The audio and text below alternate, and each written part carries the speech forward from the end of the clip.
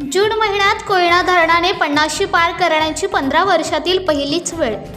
या अगोदर कोयना धरणाने जुलै महिन्यात केली होती 50शी पार। यावर्षी मे महिन्यातच अवकाळी पावसाने आणि त्याला जोडूनच मान्सूनच्या पावसाने जोरदार हजेरी लावल्याने कोयना धरणाने जून महिन्यातच 50 TMC पाणीसाठा पार केला आहे।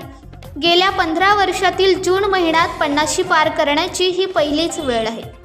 सध्या धरणात 54.49 TMC पाणीसाठा झाला असून जोरदार पावसामुळे 29,000 क्युसेक पाण्याची आवक होत आहे। धरणातून पायथा विद्युतगृहातून 1050 क्युसेक पाण्याचा विसर्ग सुरू असून कोयना धरण तसेच नवजा व महाबळेश्वर परिसरात उच्चांकी पावसाने हजेरी लावली आहे। जोरदार पावसामुळे मे महिन्यातच कोयना परिसर हिरवागार झाला असून कोयना नगर परिसरातील धबधबे ओसंडून वाहू लागले आहेत। यावर्षी सुट्टीतच पावसाने सुरुवात केल्यामुळे पर्यटकांना सुट्टीमध्येच हिरव्यागार निसर्गाचा अनुभव घेता आला।